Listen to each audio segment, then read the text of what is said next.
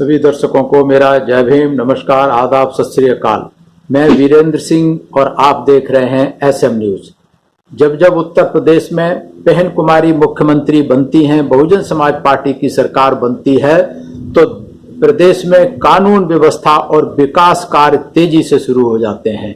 आखिर कैसे कंट्रोल करती हैं बहन जी कानून व्यवस्था को, कैसे विकास कार्यों का निरीक्षण और मॉनिटरिंग करती हैं, किस तरीके से ये गति पकड़ते हैं, ये जानना जरूरी है। और बताऊंगा मैं विस्तार से कि किस तरीके से क्या बहन कुमारी मायावती की रणनीति होती है, कैसे इन लोगों से काम कराती हैं ताकि भय मुक्त प्रदेश बनता है, अपराध मुक्त प्रदेश बनता है और विकास की गति तेज हो जाती है।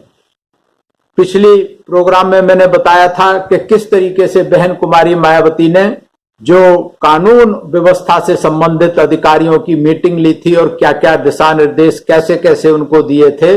आज मैं बताऊंगा कि प्रदेश में विकास कामों को गतिशील बनाने के लिए किस तरीके से प्रदेश में काम करना है। इसके लिए बहन कुमारी मायावती ने 5 जून 2002 को लखनऊ में मीटिंग बुलाई, जिसमें चीफ सेक्रेटरी, मुख्य सचिव, सारे विभागों के कमिश्नर और पूरे प्रदेश के डीएम, इन सब की एक संयुक्त मीटिंग बुलाई। और उस संयुक्त मीटिंग बुला करके बहन कुमारी मायावती ने सबको दिशा निर्देश दिए कि किसको क्या करना है, कैसे करना है। तो सबसे पहले तो बहन कुमारी मायावती ने जो मुख्य सचिव होते हैं, प्रमुख सचिव होते हैं जिस विभाग के भी, वो ज्यादातर लखनऊ में बैठ करके अपनी मीटिंग करते हैं, कागजी कार्रवाई पूरी कर देते हैं और रिपोर्ट सरकार को जमा कर देते हैं। तो बहन कुमारी मायावती ने बताया कि आपको सब लोगों को अपनी जिम्मेदारी का एहसास करना होगा। अगर चीफ सेक्रेटरी, मुख्य सचिव, कमिश्नर अपनी जिम्मेदारी का एहसास करेंगे, जिम्मेदारी से काम करेंगे, तो उनके नीचे के अधिकारी भी अपनी जिम्मेदारी समझेंगे, अपनी जिम्मेदारी से काम करेंगे।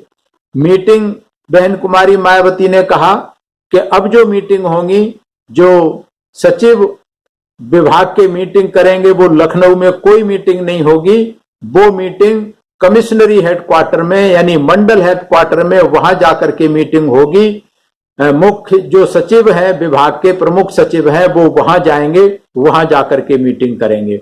और हर मीटिंग अलग अलग मंडल में होगी, एक मीटिंग एक मंडल में, दूसरी मीटिंग दूसरे मंडल में होगी। और वहां मंडल में वहां देख करके सब वो समीक्षा की जाएगी और मंडल में बैठ करके मंडल की रिपोर्ट के साथ साथ वहां जो काम हो रहे हैं, विकास के काम हो रहे हैं, उनका जो प्रमुख सचिव हैं विभाग के, वो खुद जाकर के मौके पर मायना मुआयना दौरा करके उसका वेरिफिकेशन करेंगे और उसकी रिपोर्ट, दौरे की रिपोर्ट और उस मीटिंग की रिपोर्ट 5 दिन के अंदर अंदर मुख्य सचिव को, जो चीफ सेक्रेटरी है, वहां पहुंच जानी चाहिए। और वहां पहुंचने के बाद चीफ सेक्रेटरी भी ये नहीं कि मीटिंग आ गई तो उसकी डर्दी की टोकरी में डाल दी। चीफ सेक्रेटरी की जिम्मेवारी लगाई कि वो सारे जो प्रमुख सचिव हैं, उनकी जो मीटिंग, उनकी जो रिपोर्ट आएंगी, उन सब रिपोर्टों का वो अध्ययन करेंगे, स्टडी करेंगे। वहां कोई गड़बड़ी मिलती है तो वहां के डीएम, कमिश्नर और उनसे बात करके उसको ठीक करेंगे। उसके बाद उस रिपोर्ट को मुख्यमंत्री के सामने हर महीने पेश करेंगे। और चेतावनी दी बहन कुमारी मायावती ने कि अगर कहीं कोई गड़बड़ी पाई जाती है निचले से निचले स्तर पर, तो निचले अधिकारी, जो निचले स्तर पर अधिकारी हैं, उनके खिलाफ तो कार्रवाई होगी होगी, साथ में उस जिले के डीएम और उस विभाग के प्रमुख सचिव की भी जिम्मेवारी निश्चित की जाएगी। उनकी जो सर्विस बुक होती है उसमें एंट्री की जाएगी और इस कारण उनका भी प्रमोशन रोक दिया जाएगा। तो नीचे वालों की अगर जिम्मेवारी होगी तो उसमें डीएम का भी प्रमोशन रुकेगा, कमिश्नर का भी रुकेगा और सचिव का भी रुकेगा। तो कमिश्नर को बीच बीच में, कमिश्नर भी यही करते हैं कि अपने ऑफिस में बैठ के कागजों में मीटिंग खाना पूर्ति हो जाती है, उनके लिए भी फिक्स किया, बीच बीच में वो जिले का जाकर के दौरा करेंगे हर महीने, और जिले का दौरा करके उस दौरे की रिपोर्ट और पूरी रिपोर्ट जो है प्रमुख सचिव को भेजेंगे हर महीने, और सरप्राइज विजिट करेंगे। ऐसे नहीं कि बता के जा रहे हैं कि अगले महीने चीफ जो कमिश्नर है जिले में जो विकास कार्य हो रहे हैं उनका सरप्राइज विजिट करेंगे। कहीं भी किसी भी जिले में अपने अंडर में जाकर के वो विजिट करेंगे और उसका पूरा ब्यौरा सरकार को देंगे, चीफ सेक्रेटरी को देंगे।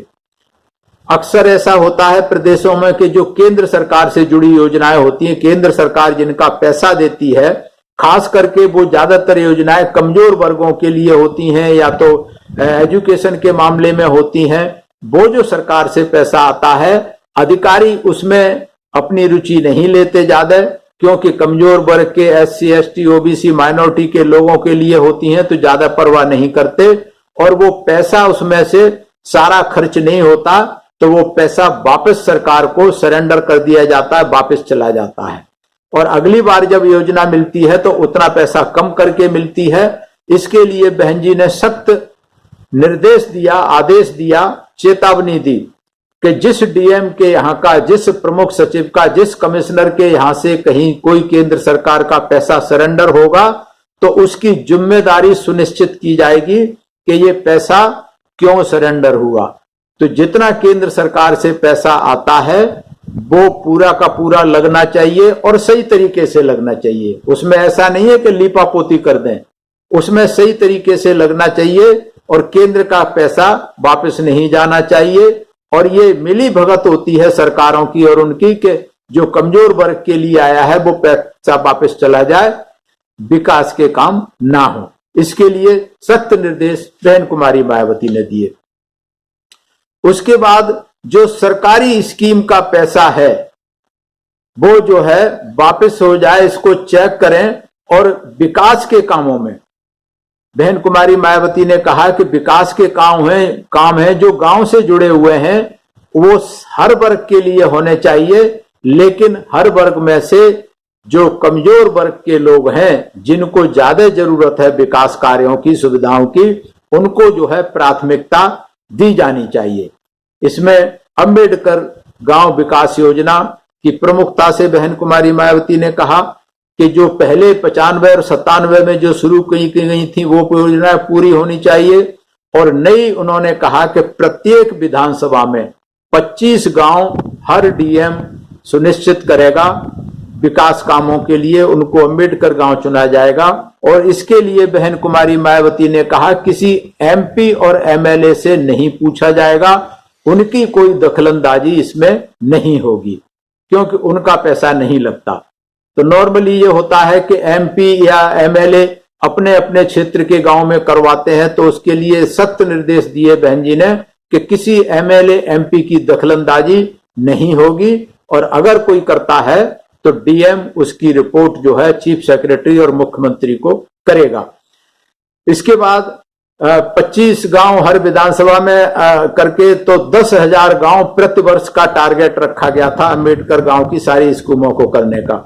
उसके बाद जो सरकारी जमीन जो पट्टे दिए हुए थे 20-25 साल पहले जो पट्टे दिए थे, हालांकि 95-97 को अभियान चला करके उन पट्टों पर कब्जे दिलवाए गए थे, ऐसी सूचना मिली बहन जी को उनको दोबारा उनको कर लिया गया। तो बहन कुमारी मायावती ने 2 महीने का समय दिया कि 2 महीने के अंतर सारे पट्टे जो पहले हुए थे उनको कब्जा दिलाया जाए, और जिन्होंने कब्जा कर रखा था उसको समय के हिसाब से कितने समय कब्जा रखा उसका मुआवजा भी पैसे के रूप में उनसे वसूल करके और उनको दिया जाए।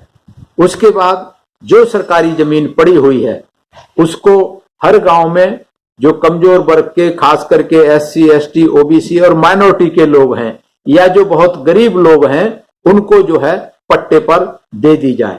और इसके लिए भी बहन कुमारी मायावती ने DM को जिम्मेवारी बताई।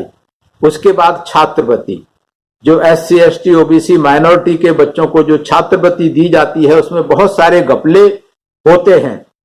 बहन कुमारी मायावती ने कहा कि जहां जहां घपले हुए हैं उन अधिकारियों को चिन्हित करके जो दोषी अधिकारी हैं उनको जो है कड़ी सजा दी जाए। और छात्रवृत्ति सभी बच्चों को पहुंचनी चाहिए, SC ST OBC को, और समय से पहुंचनी चाहिए। इसलिए उत्तर प्रदेश में जब सरकार बनी तो पहले उत्तर प्रदेश में जो वजीफा मिलता था वो बहुत कम बच्चों को मिलता था और साल के अंत में जाके मिलता था। लेकिन जब बहुजन समाज पार्टी की सरकार बनी तो 95, 97 और 2002 में 95 में ही ये आदेश कर दिया गया था कि जो स्कॉलरशिप है उसमें कोई फॉर्म भरने की जरूरत नहीं है। पहले फॉर्म भरा जाता था, उसमें पूरा नहीं भर पाते थे, किसी को मिलती थी किसी को नहीं। उन्होंने कहा कि इस जो स्कूल से लिस्ट जाएगी और वहां से जो BS है उसको अप्रूव करके भेजेगा, और स्कूल खुलने, अगर जुलाई में स्कूल खुला है तो अगस्त में सारी की सारी राशि का भुगतान एडवांस में हो जाना चाहिए, और जो अधिकारी इसको नहीं करते उनके खिलाफ एक्शन होना चाहिए। तो ये बहुत महत्वपूर्ण कदम था, बहुत महत्वपूर्ण बदलाव था। उसके बाद आरक्षण के बारे में बहन कुमारी मायावती ने कहा।